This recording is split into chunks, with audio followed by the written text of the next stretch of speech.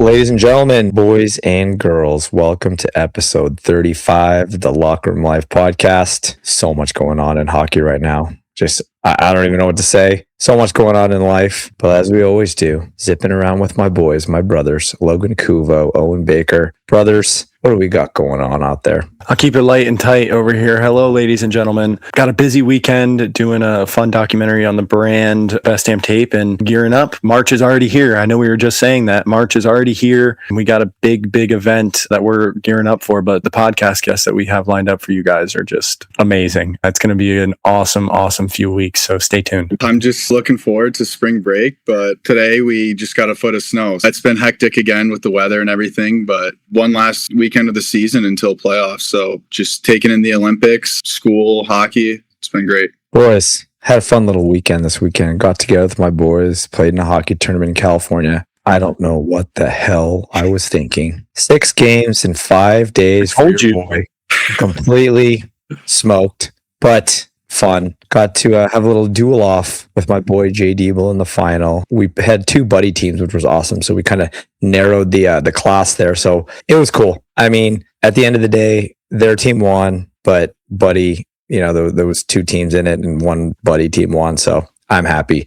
Great exposure. Everybody was super excited. Everyone was super happy. Nobody got injured. And at the end of the day, at this age, that's all you're hoping for, boys. Your expectations, your bar is a little attainable. And at this stage, it's all a win. But no, super busy. Rolling into a pretty exciting event in Minnesota here. So we're prepping on that level. Got an interesting and very exciting collab coming up, which I am not going to say just yet.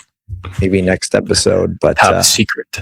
It's a lot going on in the hockey world, and we're going to dive right into it. I just want to let everyone know real quick that Frank calls me driving back from LA, and it sounded like his vocal box was torn out of his throat. He lost his voice. He said that he didn't get injured, but I think Frankie was a little damaged after the end of this weekend. I was screaming like a maniac, and the after effect of that was I could not talk. So we did have an interview scheduled. I will not say who it was with. We had to reschedule because we're professionals, and I did not want to have my raspy zombie voice on the recording. So we ended up rescheduling it. We were debating on talking about the subject. Obviously, everybody knows the tragedy that happened a few nights ago in Pawtucket, Rhode Island, at a pretty sacred place to us, the hockey rink. Unfortunately, there was an event that happened. There was a shooter. Some people ended up being deceased. Again, it's a tragedy, not only because it's at a place that's very close to us, very close to our hearts, and very close to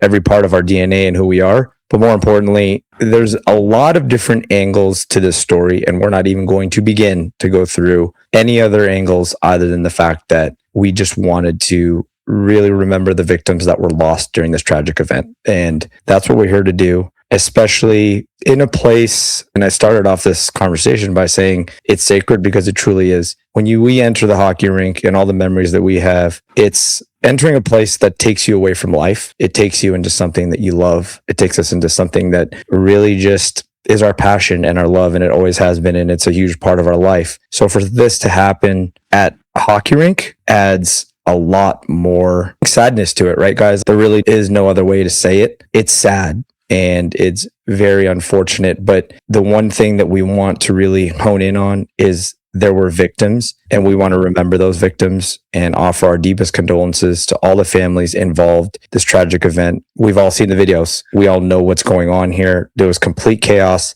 and I'm just happy that everyone that was not harmed in this is being able to just breathe and really be able to have another day of life and enjoy life going forward. But I wanted to offer my deepest and our deepest condolences to the people that were victims in this. I don't really want to touch on the details and everything, but there's just no space for this in any part, in any facet of life, no matter if it's a hockey rink, if it's a school, if it's a mall, wherever it is. It's just something that it breaks my heart every time I hear it, no matter where it is, and to have it be at a hockey rink where we go there to escape. It's our safe place. It just makes me really, really upset. And I know we've all been kind of stewing over this and how to talk about it, but I just can't do anything but offer my deepest condolences and sorry for everyone involved, and especially the victims to this heinous tragedy. It's close to home. When me and Bakes is growing up, it's it's become such I hate to say a normal thing, and it shouldn't be. And it's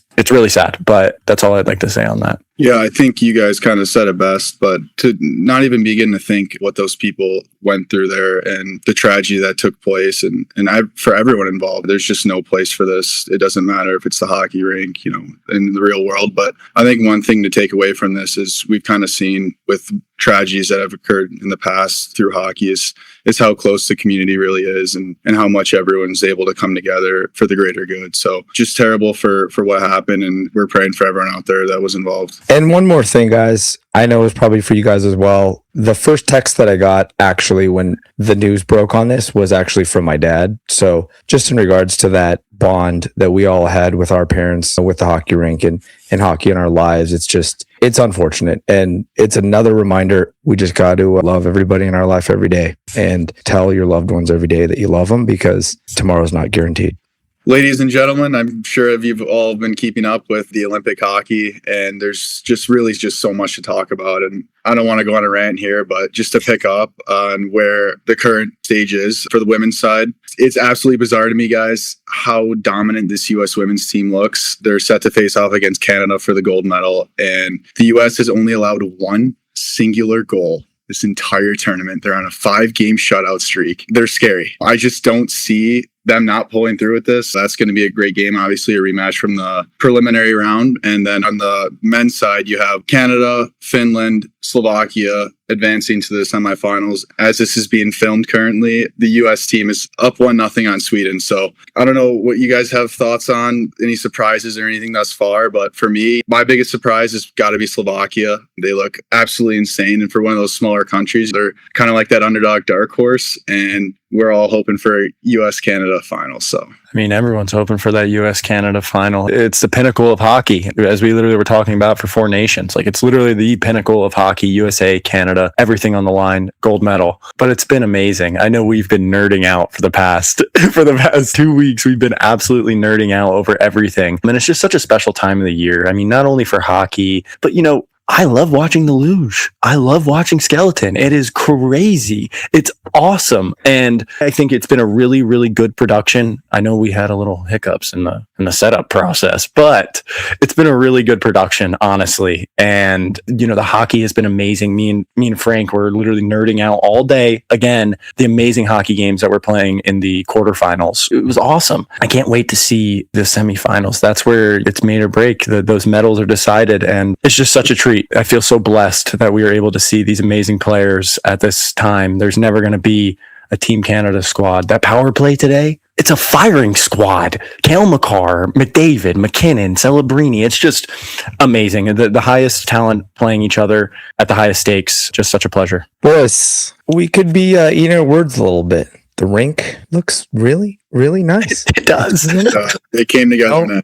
Yeah, I'm not going to lie. I was watching. I was like, is this the same place with guys welding the days that people were arriving? But hey, when I'm wrong, I'm happy to admit that I'm wrong. But no, in all honesty, they pulled it together. And this is just another reminder of bringing the NHL guys back for the Olympics. Nothing beats it. I remember we're talking about Finland and Sweden. They lose a couple games early and everybody's like, it's over for them. It's not. And that's what I also think is the difference between having the NHL guys in this Olympics. These are 100% complete pros. They know that time to turn it on, and they know the importance of important situations. Obviously, fast forward to today, unfortunate Canada gets the win, but Crosby's injury, I'm not gonna lie to you guys, I'm not a doctor at all. I just stay at a Holiday Inn, but injury looked bad. It looked like it was, I've seen enough knee injuries to know when you see that knee bending down, they always call it lower body injury, but I'm going to tell you right now, once the diagnosis comes out, I think that's a knee injury. It could be an extended period of time. Telling this to Logan on the phone. Crosby is an absolute professional. He is not the person that's going to get off, nor is he not going to play if he's injured. And he hobbled over to the bench. The cameras showed him he was hunched over on the bench.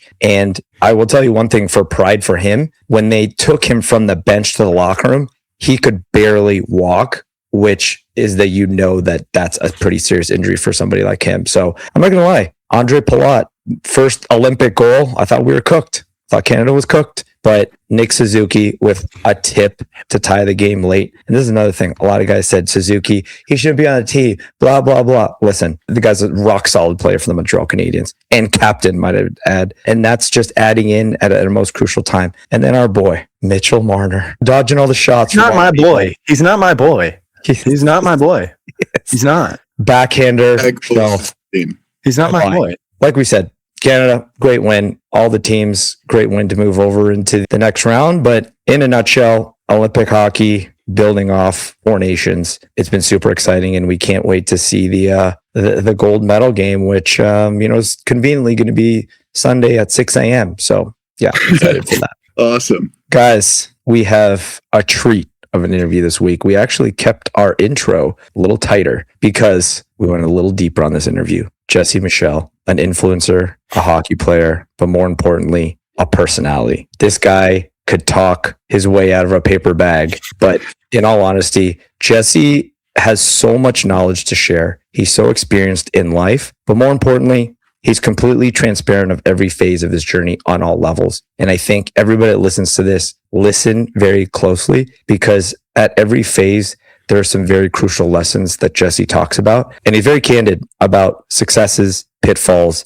adversity, and everything that we preach on this podcast. But he is a friend of the family, a friend of the show. And I can't wait for everyone to really dive into this, because this is only chapter 1. We talk about it as only chapter 1 because Jesse will be back, but this is just the first of many with Jesse. I've had the pleasure of getting to know Jesse very, very, very well over these past few years of me being a business owner. He's been just such a good mentor, so supportive of everything that I'm trying to do. And he's a close associate to my father's business. He's just a grade A guy. As you guys will be able to tell from the first sentence that this is a guy that, who would go to bat for you and isn't going to lie to you at the same time. And he's just so phenomenal as an entrepreneur. He was phenomenal as an athlete, and he's just a great person. And I hope all of you thoroughly enjoy this interview as much as we did. I actually had the chance to meet Jesse through Logan, and he came and saw me play last year, and he's just an amazing guy, absolutely hilarious. He tells a great story, and he talks about how you guys mentioned his journey throughout hockey and post-hockey. The things that he learned along the way are really inspirational. So I want all of you to put your headphones on, turn the volume up, listen to the soothing sounds of Jesse Michel. Hope you guys enjoy. Ladies and gentlemen, welcome to another episode of the Locker Room Life podcast. This one is very special to the boys. He's close to the family. He's done it all. He's doing it all. Hockey player, entrepreneur, model. Oh, God. Influential figure in hockey and in life. Jesse Michel. Thanks. Welcome to Thanks the for Locker that Room nice Life. introduction. I certainly do my best. I don't think anyone wants to see me model anymore. Maybe 10 years removed from that career path. But you know what? The photographs live on forever, hopefully blazed into your memory of me on the beach with diesel underwear on. It's going to be a riot. Oh my God. All right. We got to start somewhere. So we're going to start here. Hockey. Let's start here. Take us back to the little Jesse. Getting going in hockey, where did it all start? Oh, God, man. So it's a very long story. I will try to keep it as reasonably brief, and I don't even know if there's a good point to even jump off at, and I will meander, I'm sure, during it. So I grew up in a little town called Port Perry, Ontario. Only a few thousand people were there when I was a kid. I came from a hockey family, but also not at all. By a hockey family, we're Dutch. And currently there's more than 200 members of my family. My dad is the last of 9. So when I say a hockey family, everyone just played church league. All my uncles played church league. No one played pro. No one played AAA. My father grew up fairly impoverished. It was literally a fight to get a meal on the table. So as much as there was an enthusiasm for hockey and the culture, there wasn't any sort of expectation of making it to the next level or even knowing what charting that path would be like. Fun history piece. So my father at that time, when I was growing up, owned a manufacturing business. Then he got into politics. He was doing small town politics. He was the Ward 5 counselor for Port Perry. And I didn't play hockey. My parents never made me. I skated. I had fun. And the only reason I started playing hockey, I was in Boy Scouts. We call it, I don't know if you guys call it beavers, but when you're young, it's beavers. So I would wear my little brown vest. I really liked vests as a kid. That was a hard sell into Scouts. It was like, you get to wear a vest. I'm like Stick 'em sold. But my dad got to play in a charity game against the Broad Street Bullies. And it wasn't that I was like, oh, I want to play against the Broad Street Bullies. Is that the kids who are my age got to go out at the intermission. And I was seeing my friends like, why don't I get to do that? My dad's like, idiot, you don't play hockey. Why would you get to do that? And like, okay, so that was the piece that made me actually get involved in playing. The biggest reason I stayed away from hockey when I was a kid, my dad always came home with stitches. And it's funny how, life comes full circle. We all become our dad. I mean, I'm balding just like my father. My dad was a bit of a goon and was known as a tough guy. And then what did I end up becoming in my career was a tough guy. So trying to expedite the story a little bit, I wanted to be a goalie. Don't know why. Did that. Started late. I was 10 years old. Lots of bullshit, lots of politics. Really hated that. But my father had a goalie instructor come in every week, and I got to miss school and had the kids who were 2-3 years older shooting on me. I was a Central Ontario Wolves district player. I had offers every year to go to Oshawa and play AAA or to Markham to play AAA.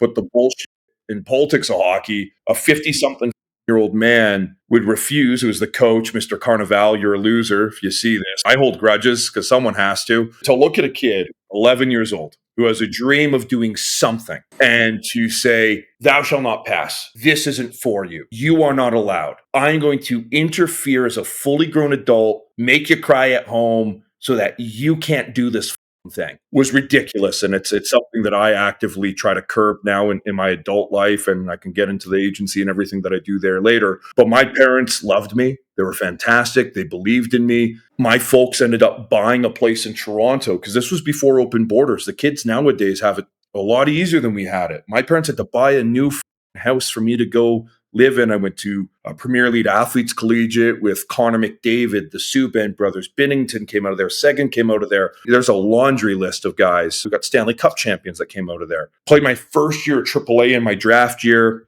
Fast forward through that, I got the opportunity to play overseas at 18 years old. The NHL lockout happened. I thought for sure I was going to be playing in Belleville, which is now Brantford in the OHL. I ended up overseas playing in Sweden, and that put me on a really cool and interesting path in my life. The year after, came back, played juniors, won a national junior championship in British Columbia, ripped out my ankle, tried playing my 20-year-old year, had a lot of D1 interest. I wrote my SATs, did a 2150, graduated top of my class, thought for sure I'd go to Yale.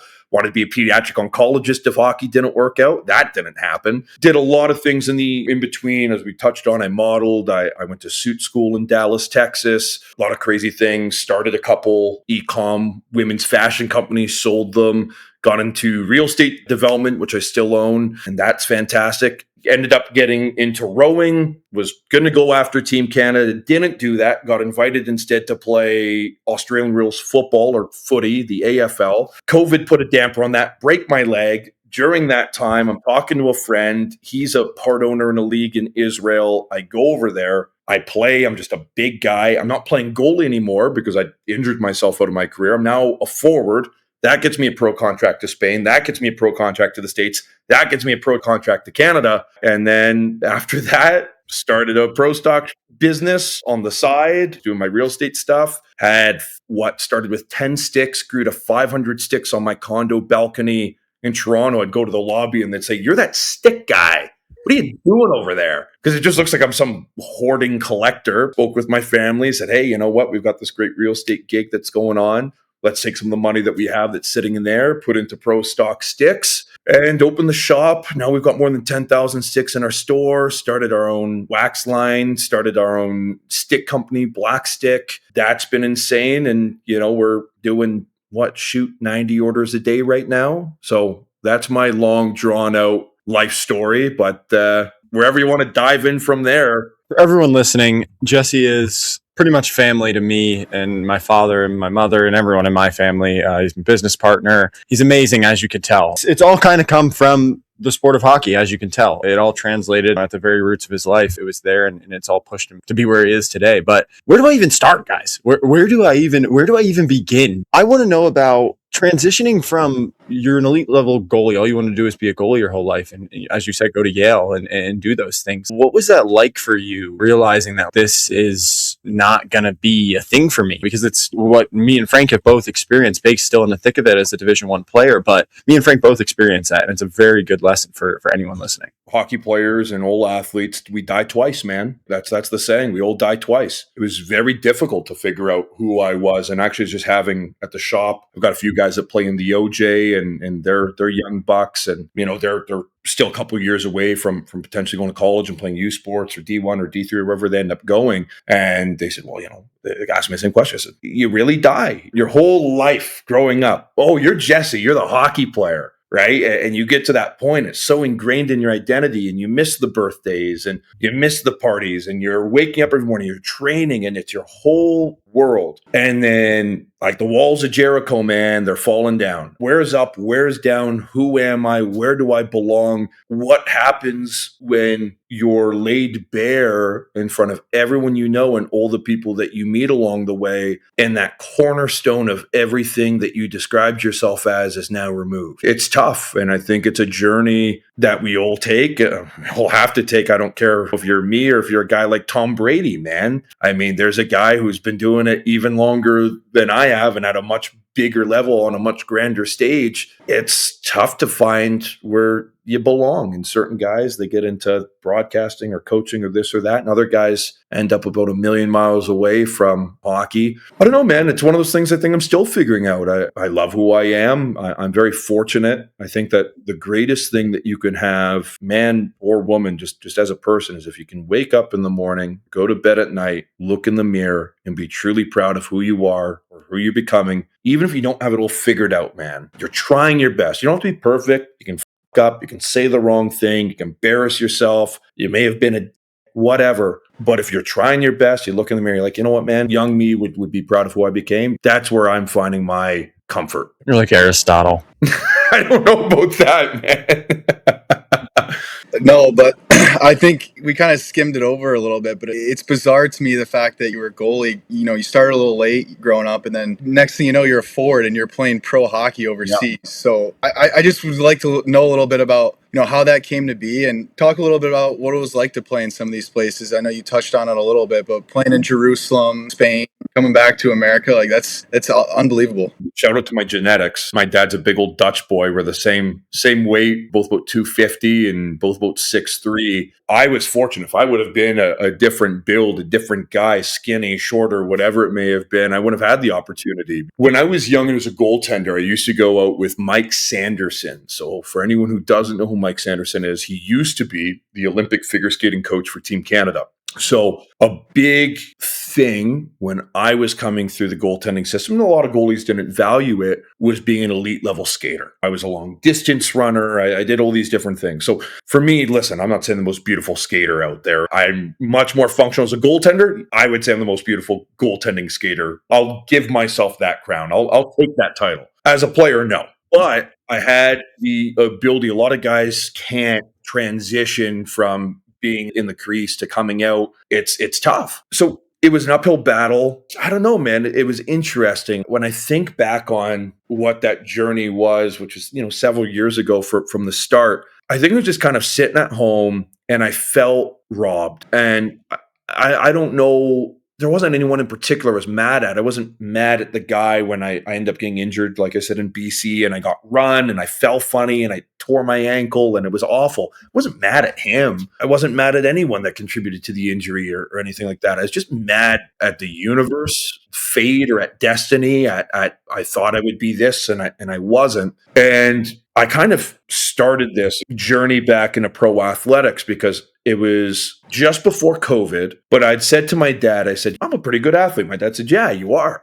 My dad had an offer to play D1 Temple football, which was funny because he didn't even play football. He was just very athletic. He was a track star. He was a cross country star. He had this great size. And one of the recruiters from Temple happened to go to his church that he went to growing up. It's like, man, I could teach you to play football, but I just can't find athletes like you. It came with a ton of hard work, but there is a natural athleticism that exists within my family. I was like, okay, well, I don't want this to go to waste. And listen, I can be whatever I want later in life. You could be an accountant at any age. You could be a lawyer at any age. You're never too old to go back and go to university and get an education or try a new business venture, but your body will crap out eventually. And your time to be an athlete is this long. And we kind of started this bet. I said, I bet you I could make some Olympic team with 1 year of consistent training. So it kind of started off as a bet to get into rowing. And then that was actually going really well, but I found rowing to be a bit boring, but I'm very good at it. I'm lucky I've got small arms, but really big legs and a really big back. I'm very lucky that genetically, like I have a rower's build. And then I was watching the Pat McAfee show and I saw this video where he's covering footy. And then I reached out to the coach of Team Canada and I said, hey, how do I get involved in this thing? And I found out there was this whole category B rookie situation. We could basically go over there, have played another sport at a really high level, and they'll pay your salary and it doesn't affect the team's salary cap for up to 2 or 3 seasons. So then I started training really hard and I got in probably the best shape of my life. I leaned out and I was still big. I was still 225. I was back down to like 6% body fat. And then when I broke my leg and I was like, okay, well, I just did all this hard work and I still didn't get a payoff. And I was speaking to my friend, Max Abraham. He was the one who had the team or a part ownership in the league in Israel. And I'd been playing some pickup hockey, but obviously you get back into shape and you're doing the stuff. He said, hey, man, we don't really care if you can score, but we want to put some bums in seats. You want to come over and you've got this gregarious personality. You love to talk and all to get a crowd going. Why don't you come over and just fight? And then I said, well, if we're going to come over there and fight, I'm going to work my butt off. So I called some of the instructors and coaches that I had participated with when I was a goaltender, shooting coaches, power skating coaches, whatever. And I said, listen, I'm coming off a leg break. I'm getting the pro career back. Can you help me? I will take any ice. I was skating out with like kids that were like 8 years old, right? I would take any ice I could. I was skating with the Lindsay Muskies in the OJHL. I was skating with Trenton in the OJHL. I'm skating with academy teams, skating with girls, boys, anyone that can give me ice time. And I worked my bag off and I was still pretty and I look at the video from that first season of pro hockey. I'm playing against guys that played in the KHL that year. I'm playing against Ethan Warwick, who played in the Olympics for China and plays in the KHL for Kunlun. I had no business being out there, but I threw some really big hits. My first game, David Levin, sorry, buddy, saw him and I'm like, I'm going to get this clipped. And he had his head down on the puck and I just charged him. I took his head off and it got clipped. He was first overall to the OHL, right? And here he is having this impressive pro resume. And that kind of got people interested. And then going to Spain, it was interesting, right? Because I'm up in the north. I'm in Logroño. I don't know how much you guys know about Spain, its geography. I'm no expert, but the north is Basque country. So it's not like what you would imagine Spain is at all. These people have their own language, which is, fun fact, not related to any other language in Europe. It's completely its own thing. It's not a Romance language or Germanic-based language like German, Dutch, English, French. It's totally its own. So not only do I speak very Spanish, a lot of people there don't even speak Spanish, let alone any English. So the cultural difference was big. It is a touristy area. It's wine country. It's the largest portion of Spain that produces wine, but they hate immigrants. And I was like, oh man, nobody here likes me. And to make it worse, I had bothered a couple of my teammates that did speak Spanish. I said, I'd like to learn. And they refused to teach me. Just brutal nonsense phrases like, mucha leche picante por mi amigos y mi pantalones. Makes no sense. It's a lot of spicy milk in my pants for my friends. Makes no sense. It pissed them off, but I'm like, if you're not going to teach me, I'm just going to annoy you. But Spain was beautiful. I had a great time there. The organization I was with, not trying to slander anyone, they were a little bit of a circus. And I think for folks that are looking to go over there,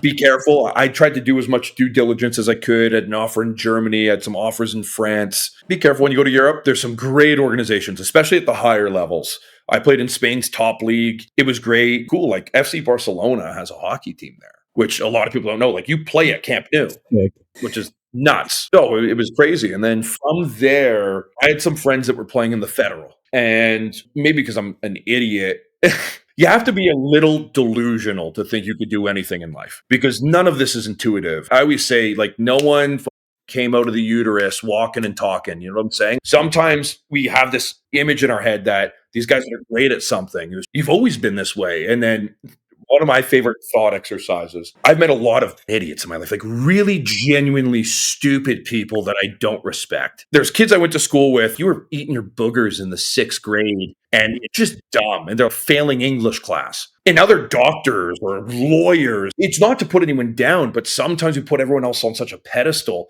You have to be a little delusional and think everyone else around me is just as stupid and competent as I am. There is no reason that they can learn this thing and I can't. And I had that to almost too much of a degree, but you need that. You need to be delusional to do anything. So I'm like, yeah, Fed, like I can do that. Then I go over there and it's really good hockey. People will joke about it, like, oh, it's glorified house league. I'm like, man, these guys are great. I played in Mississippi, so we had like a 9,000 seat arena. I played in, at the time, was the most attended game with 9,000 people. It was a neutral site game in Baton Rouge. I have all these crazy stories from playing down there. I'm getting to miss Canadian winter. I'm having the time of my life down there and being in the Fed and going on 24-hour bus trips from Mississippi up to New York and Watertown. We fly out to Delaware, but we take a bus to Georgia, fly up to Washington, take vans to Delaware, van back, fly back to Georgia, have an 8-hour layover to fly to Louisiana. I can sleep anywhere. So minor league hockey was made for me because I slept 8 hours straight on the concrete floor and I wake up and everyone's really in a bad mood.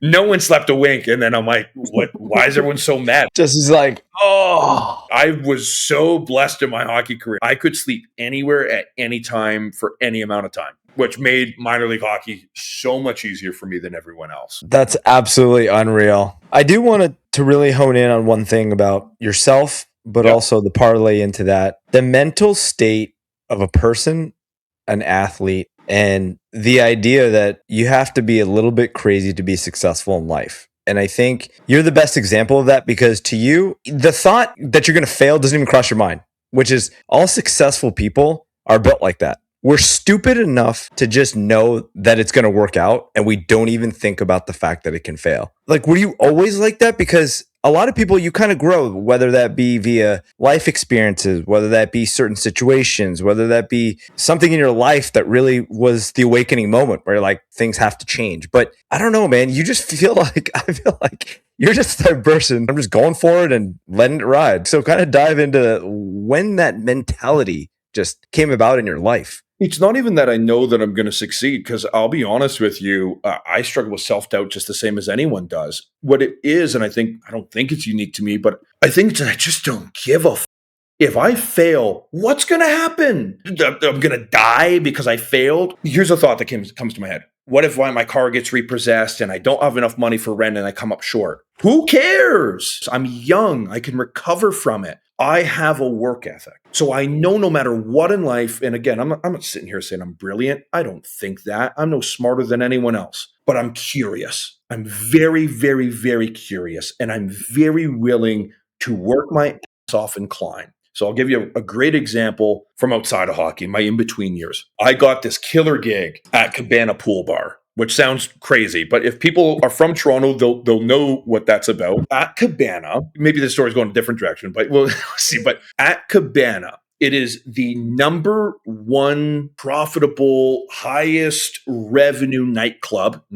in all of Canada, and one of the highest in North America. So basically, it is a spring-summer beach club on the waterfront of Toronto. LeBron James comes. The whole Toronto Raptors teams come. Floyd Mayweather Jr. comes. I apply there. You basically have to, I was modeling at the time, so you have to be a model, but you have to be really hardworking. And I get the job there. I would have to come in at 6 a.m., clean everything. I would be there from the first guest arriving from 9 a.m. to the last guest leaving at like 10, 11, 12. And then now it used to be called Sound Academy. Now it's called Rebel. Huge music venue. Lots of big names have played there. I would then immediately, with no breaks in the day, we weren't allowed to take breaks. People would send their food platters back and I would eat at the bus station. Not bus station, like toot, like a bus station where for like dishes. I would eat the customer's food to save money. And I wasn't allowed to take a lunch break anyways. And then I would work till 4 a.m. bartending that venue and then cleaning it up. I would work almost a 24-hour day each weekend. I made great money. I was also a really fast bartender. And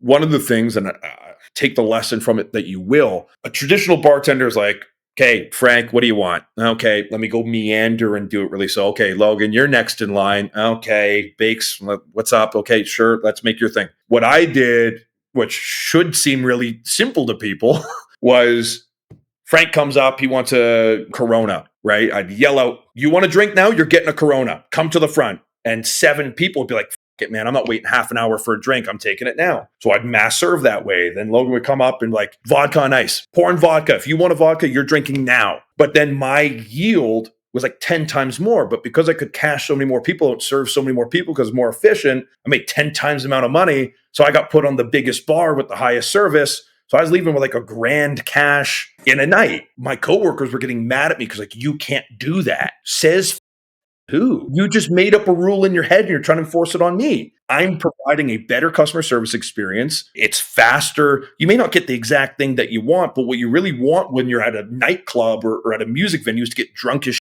You don't really care how you do it. You just want to get drunk. And if someone came up to me like, actually, I'll take a margarita, I'd be like, nope. And then go to the next person. I would rather have 99% satisfaction rate at a 4.5 star than go super slow. Everyone's in some ways, it's one, you need to kind of have an innovative mind. 2, you have to kind of not give a to invalid criticism. I'll always take valid criticism. And then 3, it's just, even if everything exploded in my life, and I did terrible, I believe in myself. I believe in my tenacity. I believe in my work ethic. And I believe in my curiosity that even if I fall flat on my face, even if I go bankrupt, even if I'm a total failure, I embarrass myself, I get canceled, I will find a way to have the life that I want to have. I will find a way to create a career or a job that has meaning to me. And if it has meaning to you and it's not just this remedial thing where I'm stepping into work and I hate it and I'm just there for the money, doing something interesting in a space, making something more affordable, making something better, making something faster, well, that's the sustaining flame. There is no external motivation. If you're motivated externally, that gets old really quick. I apologize. I'm a rambler. So I remember when I did my first panure, right? My first business, I finally saved enough money that I got a blacked out Range Rover Velar. The first year the Velar came out, it was cool. And I used to have this old jacked up Jeep that I built with my dad, 6-inch lifts, sitting on 35s, military green. I love that thing. I used to camp in the back of it, going to Boots and Hearts with my friends. And what I very quickly realized within the first week of ownership is this motivating factor, getting a Range Rover, didn't mean shit to me anymore after 1 week of owning it. I couldn't give a f. I missed the Jeep because the Jeep was beat up. I took it off-roading. It was dirty, but it was fun and I loved it. And now I had this stressful payment and this expensive thing that was breaking down all the time. For what? For what external validation? You chase the things outside of you, a shitty path, man. You chase the things inside of you, man. There's a lot of depth there, at least if you're lucky, I guess. I knew this was going to be phenomenal. You're just dropping ball knowledge. It's the truth. Everything you said is wholeheartedly the truth. And I have 2 things that I need to hit before we wrap this. We're going to segue into North Pro Stock after this, but I got to know about your... What do you want, man? I don't care. Quick tenure. I just want you to talk about it a little bit. I know how you talk about it. We've talked about it. Your quick tenure in the OSHL these past few years and how that was as your experience, because that was, for everyone, you will see the clips when this episode comes out because, oh my goodness. Yeah. So the OSHL, it was interesting. The league has changed a lot because a lot of the teams survived, but the league itself hasn't. Basically, what had happened was I kind of decided, listen, what I was chasing in the first place was I wanted to get a paycheck. I didn't care how much it was. I was making like $200 a week in the Fed. But to have worked so hard and finally get that payoff meant a lot to me.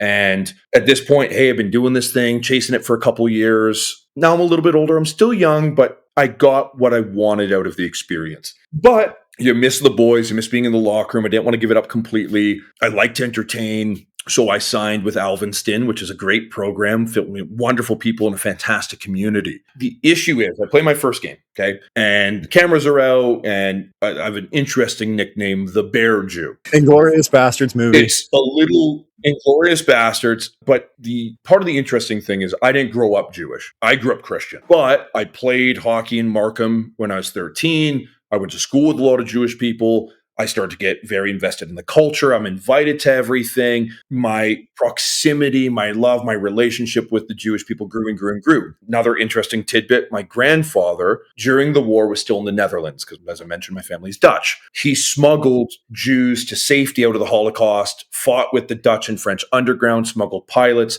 So we had this deeply entrenched. My grandfather risked his life, his everything, for the plight of the Jewish people. As I've gotten older in life, I've always referred to myself as Jew-ish. And all my Jewish friends do have, because they'll joke, they say, Jesse, you're more Jewish than I am. And then having played in Israel, and I've really been accepted in Jewish culture with open arms. And my beautiful fiance is Jewish. We're going to have Jewish children and send them to Hebrew school. As you guys might know, when you're born from a Jewish mother, like it or not, you're Jewish. So I will have Jewish children. So though I may not have been born into the religion, I have become a part of the people. And I'm very proud to say so, which is great. So I played my first game. Controversy. They want to kick me out of the league. They say I'm just here to fight. Were you? Listen, it's Senior A whale shit. God's honest truth. I would love to get goals. I'd love to get assists. But even more than anything, there's a lot of fighting in this league. And what happened the year before I was there was their star players, who are normal guys, who are obviously fantastic hockey players, but we all have 9 to 5s in this league.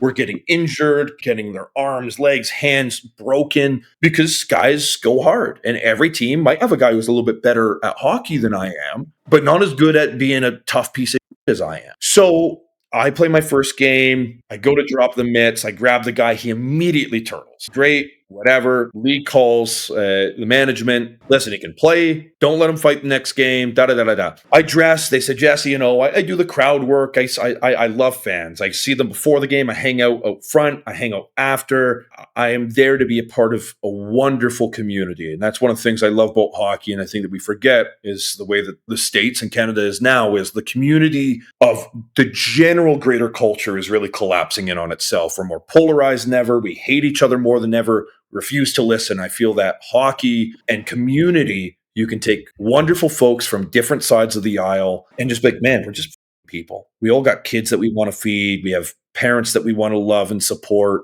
whatever. That game, they break Jamie Shasma's wrist. They break Van Boekel's leg. We had 2 guys who got really badly injured that game from their goons. No penalty on either call. And no suspensions. My coach looks to me and he says, Jesse, if you want to go, let's go. So I go do my shift, go to grab a guy. Again, he turtles. I think it's fairly inconsequential. The next day I get a call from our team's GM. I said, they're kicking me out already? And he said, how did you know? I was joking. Basically, what had happened was they had sent an email out putting it to a vote whether to kick me out of the league or not. And the convener of the league is a team owner, and he wanted me on his team. I had 6 different contract offers in this league. And I said yes only to one team. And the teams that I didn't say yes to said, well, you're a problem. But I'm calling it the hypocrisy. Well, you wanted me on your team. Then the convener sends me a very inappropriate DM. I blast him on social media, basically just saying how shit I am, all this stupid stuff, which is insane. I mean, like, imagine Gary Bettman being like, bro, Revo, you're a loser. He's a nutcase. He actually assaults one of the coaches mid-season on a totally different team. He's in jail, which is crazy. The league dissolves because of all the controversy. And the craziest thing is, I get kicked out of the league, but one of the goaltenders was charged of, and they let him play because Sleeman used to sponsor it's called the Sleeman Cup. Sleeman dropped their sponsorship because they refused to kick a out of the league. But me fighting people where everyone else fights, I wasn't leading the league in fighting. I wasn't leading the league in penalty minutes, gets kicked out, which was insane. And then they were very weird in their explanation because you could have interpreted it 2 ways. They were very vague in their language. One is the way that you could interpret it was basically that they felt that I was being anti-Semitic, having the nickname Bear Jew, which was given to me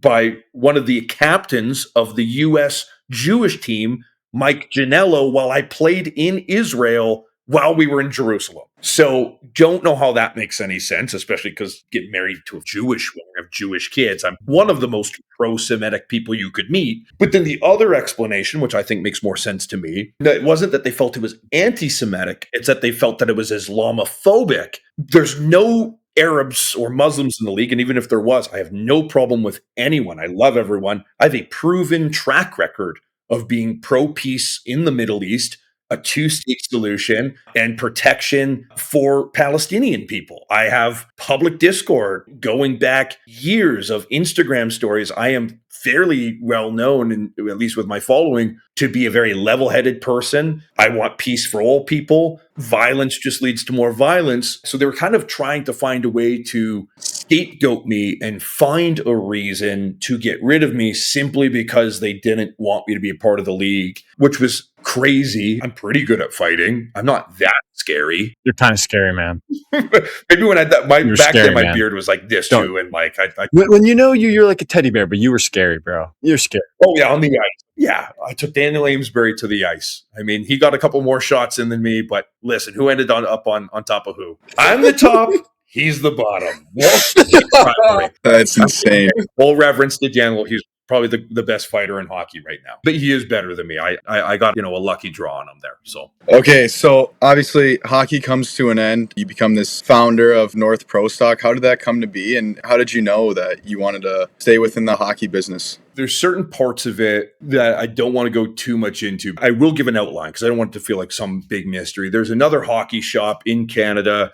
They're a wonderful hockey shop. I have nothing ill to say about anyone that I compete with. At the end of the day, when you compete against others, ultimately it forces you to deliver a better product and better experience for both of your customer bases. But I was working in tandem with another hockey shop. It was going very well. So what originally happened was I'm in real estate development at this time. And I noticed this interesting gap in the market. There's refurb sticks being sold by Integral, which is a wonderful company that does a wonderful job for about $169.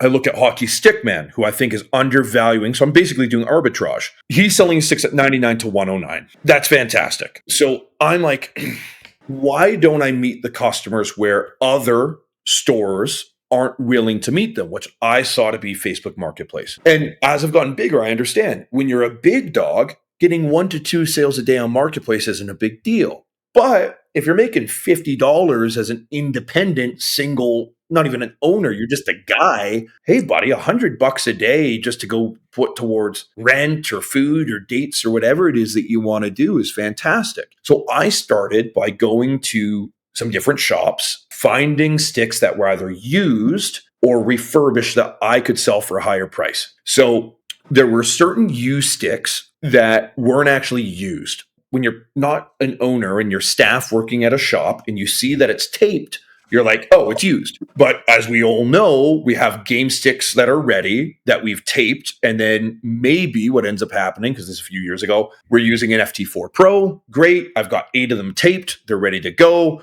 Oh, FT5 Pro comes out. Now I've got 4 taped sticks that we're ready to play with, but have never actually seen the ice. I was able to actually find a pretty reasonable amount of sticks that were like that in the used section that I could just take the tape off, use Goo Gun, put a hairdryer on anything that wouldn't come off, clean up the stick, make it look like $1 million and sell it at a really good profit. Or these refurbs, go on Marketplace and flip them. And I'm doing good, man. Like I started with just a handful of sticks and now I'm going to the shop and I'm buying 20, 30 sticks at a time. And then what I'm also doing is gamifying their program. So I go in, I ask the manager, because I strike up a relationship with them, give me 10 to 15% off. I get this 10 to 15% off. Fantastic. But on top of that, I have an account, which lets me have 10 to 15% off additional on online orders. So I'd go in, buy in store, pay cash, get a deal. But then I could parlay that and say, okay, well, these other things that he wouldn't give me that deal on, I have it because I'm using their reward system. Eventually, I do this enough. I build up this big inventory and I'm like, sick. I'm doing really well. And at this point, I'm doing 6 figures in business. Amazing. So I look and I say, okay, I want to find other suppliers. Right now, there's one guy that I'm really leaning on pretty heavy, couple other small things that I'm leaning on, but there's one guy I'm leaning on heavy. And I go and I find another source. And now I'm sourcing things from the NHL and the OHL, both directly and indirectly. I mean, that's how I got to know Logan. I reached out to the shop. I said, guys, I want to work with you. And Chad 4 times told me no. but I just kept on bothering them. And then I'm like, I will come. Hey, you want I him will over? pick it up. I'll make life Follow easy. up. And then we became family. But there were some people I was working with, and the person I was purchasing from at the time has done a very good job of really establishing themselves as a force in pro stock, and they rightfully so. They're very good, and they had sent me a letter from their lawyer. They said, one, you are advertising that you have relationships with pro teams. We know you don't. You're buying from us. But little did they know at that time, I started reaching out to pro teams, and those pro teams also sold to me. And also, some of the pro teams that they claimed to work directly with, they weren't. They were doing what I did, team buying. Another shop and another shop. This shop has the relationship. They hop in on the deal because sometimes buying a locker room is $250,000, and we split it. So what I thought was hypocritical is they're getting so mad at me because I'm working with teams that, one, they don't know that I've started working with, but two, I'm also working with other stores that are buying, and they're saying, you don't work with them. But I'm also saying, well, neither do you. We work within our network. Then what else they got mad about was I was doing the Black Stick Pro. It was going by a different name at the time. The term black stick or old black stick or blackout is so synonymous with hockey now because there's lots of guys. I don't have to go through all the guys that are making a black style hockey stick, but there's several of them. They had also threatened to sue me for breach of IP. I thought that was silly. Sure, I always want to make my own due diligence to make sure that I'm not stepping on anyone's toes. But sometimes in business, an idea isn't an original idea. You're not even the originator of that idea yourself, right? That's like in Mark Zuckerberg in the social network. Just because someone built a nice chair doesn't mean he owes the guy who discovered or made the first chair money. You iterate, you advance, you do different things. And I did different things. I was, at least to my knowledge, the first person to do a blackout style stick with a tactile grip because that's a pro stock option I liked when I was playing. I was the first one to do a reinforced blade core because that's something that I liked when I was playing.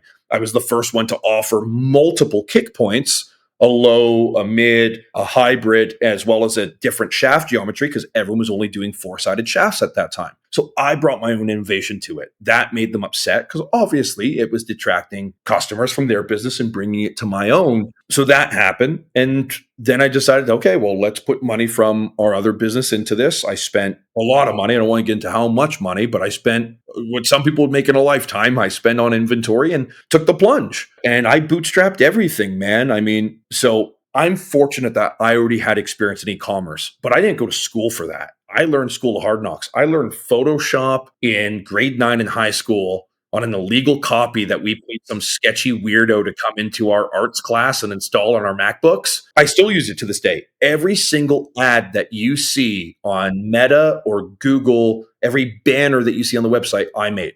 The website, I made top to bottom. I still do. No one else does it. Meta ads, Google ads, and everything, how we run it, the ROAS that we've been able to achieve and our CAC, that's all me. The SEO, that's entirely myself. The manufacturing with the Black Stick Pro, I sourced all of that. I worked with their design team and with their engineers to get the product that I wanted and why other people are just kind of buying the same thing and slapping a different logo on it. But we made an entirely new product. I didn't just white label it, and that cost more money. Every part of this business was something that I didn't know at some point in my life. I didn't have someone to sit down. I didn't take a class. I took the class of YouTube and Google, and I would see someone else was doing something cool. When I first started in e-commerce and women's clothing, I would look at Boohoo or Old Polly, and I love the way that you laid out your page. And I'd go into Photoshop and I would rig up what that would look like. And then I would take that and then put it into Shogun on Shopify and build the entire thing from scratch. And obviously now I'm fortunate that I have a little bit more sophisticated ways of going about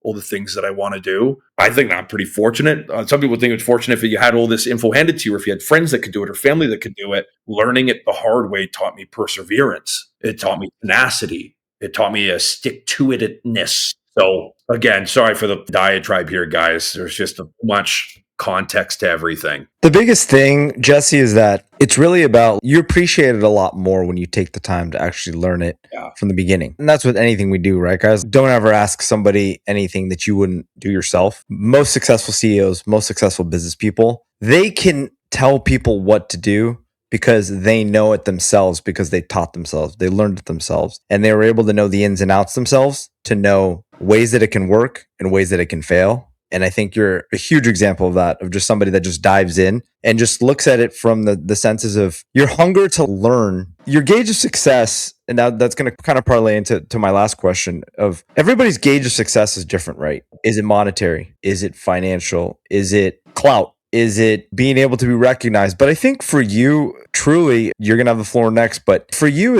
it's really just, it's about the learning. That's what the hunger is on your side. The hunger to learn, to achieve, and to just know within yourself that you could do it. Yeah, you know what? I think it's a pursuit of excellence in some sense. It really does come to I just want to know, man. There's so much, there's infinite knowledge that we do not have. And if I can be a fraction better every day, a little bit smarter, a little bit wiser, whatever, it's the thirst for knowledge. It's the hunger to just expand on oneself and to become the best I can be in any arena that I'm in, whether it's being a great entrepreneur, being a great husband, being a great friend, being a great son, being a great brother, whatever that is, right? And I find when you learn one section of your life, you learn in many. If you learn how to become a better son, but if I'm a better kid and I treat my parents better and I communicate with them better and I love them more, have I not also now learned how to communicate better with my partner? And if I can communicate better with my partner, can I communicate better with my staff? Can I communicate better with a team that I want to do business with? If I can, whatever, anything, it is all applicable. Every lesson that we learn in life goes to all areas. A tree gets showered on. It doesn't just stick in the roots. It goes to every leaf on every branch. It expands out to all parts of its being. I think that's equally applicable for us in our own lives. So again, it kind of goes back to, I just want to look in the mirror, end of the night, be really proud of who I am, not in like a self-aggrandizing way. I cannot tell you, after all the ups and downs of my life, the terrible defeats, the heartbreaks, the whatever it may have been, the times where I really hated myself. I know what it's like to be 19 years old in a bar, drunk as shit, look in the mirror and be like, I hate you. It sucks, dude. I don't ever want to be back there. So now to go through this crazy voyage of life, hurting people, not being the nicest, sometimes being a jerk, going from this soft kid who was very young and naive to being fun and being hurt, to wanting to get revenge on the world and hurt people and make people feel as small as I felt, to now being on this other end where, man, if I can make my life better, I can make my family's life better, I can make my friends' life better. If I can just be more than I was, that's the sweet shit, man. That's the heroin, right? But it's that good.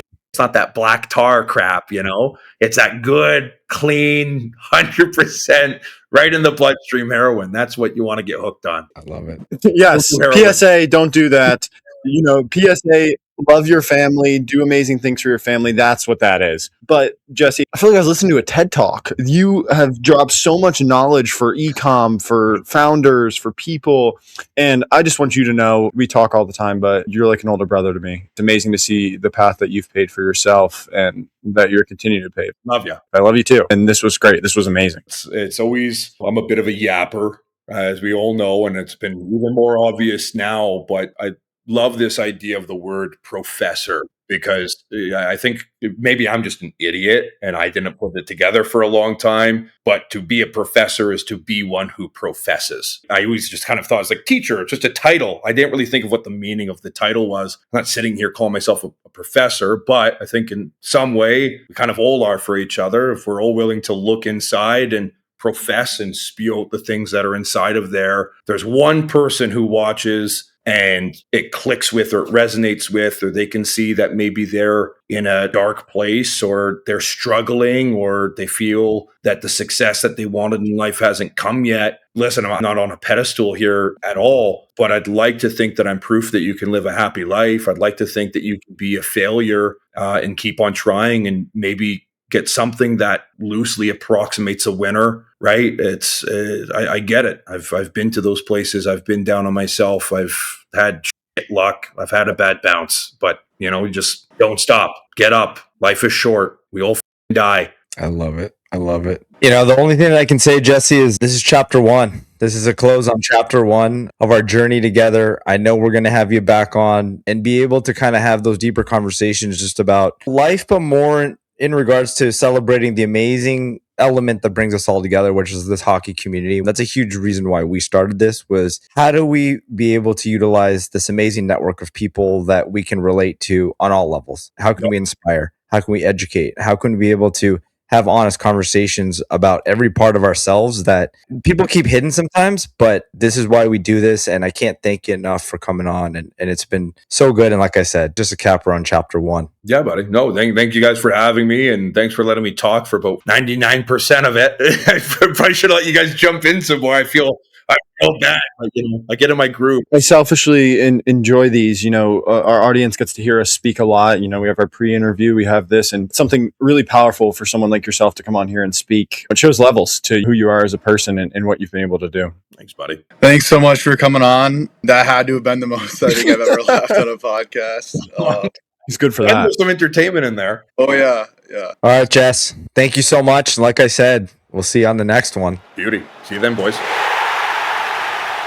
Welcome back. Amazing interview with Jesse Michel. We can't thank him enough for coming on the podcast. Again, like we said in the pre-interview, a lot to cover, but more importantly, so transparent and so amazing to share his story with us all. It was great, and I hope you guys enjoyed it. It's going to be the first of many that you see all of our mugs on a screen talking to you guys about just life, hockey, and all that. And I know, I'll say this just to say, USA just beat Sweden 2-1, OT. We got our, hey, they're locked. Our semis are locked. It's going to be exciting, but hope you enjoyed it. We love Jesse, and I know you guys are going to love Jesse too. I had an absolute blast being a part of this one with Jesse and just getting to hear the amazing journey he had through hockey and through post that. And it's just been amazing. That's a capper on another amazing episode, guys. But we couldn't do this. It wouldn't even be allowed, not even permitted, without the loving support of our sponsors. Buddy Hockey Club, Best Damn Tape, Quench Hydration, code